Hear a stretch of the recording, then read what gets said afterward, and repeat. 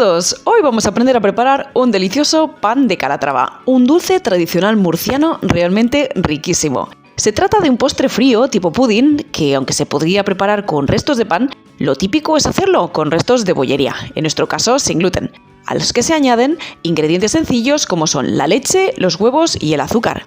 Se prepara además de forma sencillísima y os puedo asegurar que es absolutamente exquisito. Así que vamos a ver cómo se prepara.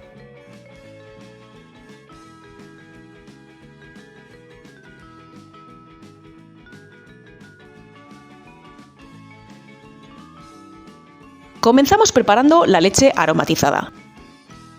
Para ello ponemos a calentar la leche con la rama de canela y la piel de limón.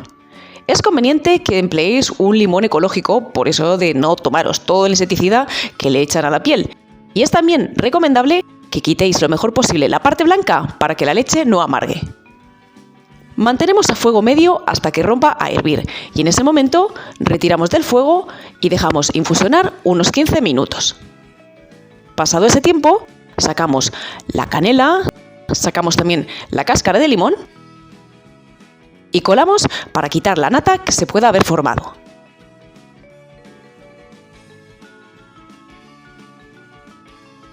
Lo siguiente que vamos a hacer va a ser preparar el caramelo.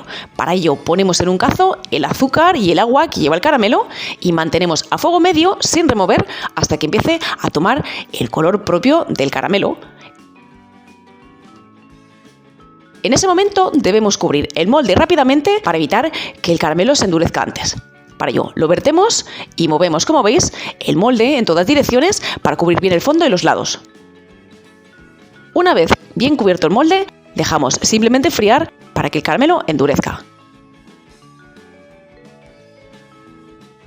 Cubrimos el molde con la bollería troceada formando una capa homogénea. A continuación preparamos la mezcla de leche, azúcar y huevos. Añadimos el azúcar a la leche aromatizada y removemos bien para que se disuelva. ¿Veis que doy dos cantidades en la lista de ingredientes? Yo, por ejemplo, prefiero poner menos en la masa y añadir un poco más de caramelo al final. Y lo siguiente que hacemos es comenzar a batir los huevos. Para ello, los cascamos en un recipiente en el que podemos batir después y batimos bien con unas varillas hasta que espumen. Una vez que han espumado, comenzamos a añadir la leche poco a poco sin dejar de batir.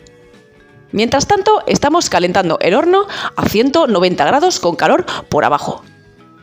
Vamos, como veis, añadiendo la leche poco a poco y batiendo bien para obtener una mezcla bien espumosa. Una vez que la tenemos, la vertemos sobre el molde, cubriendo bien toda la bollería.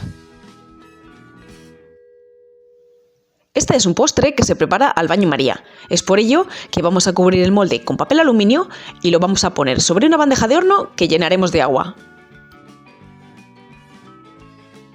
Vamos a llenar esta de agua hasta cubrir al menos la mitad de nuestro molde. Una vez que el horno está bien caliente, introducimos el molde y la bandeja llena de agua en el tercio inferior del horno y horneamos aproximadamente una hora a 190 grados con calor desde abajo. Pasada una hora abrimos el horno y nos retiramos porque fijaos el vapor y os aseguro que quema. Una vez que se ha ido un poquito el vapor, pinchamos el centro de nuestro pan de Calatrava con un palito. Si el palito sale limpio, ya podemos apagar el horno y dejar enfriar nuestro pan de Calatrava primero sobre la encimera y después al menos 3 o 4 horas dentro del frigorífico antes de desmoldar.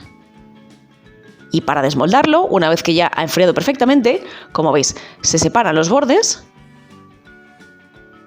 se pone un plato o una fuente que sea un poquito más grande que el molde y se vuelca sobre él.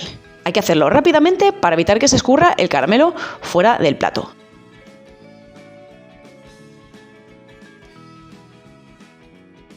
Y si sois de los míos, que sois bien golosos, lo que podéis hacer es añadirle más caramelo líquido a posteriori.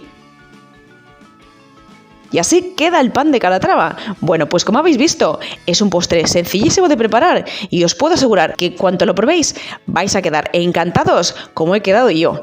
Así que bueno, espero que os animéis y que preparéis todos un buen pan de Calatrava, en este caso sin gluten, en casa. Un saludo a todos.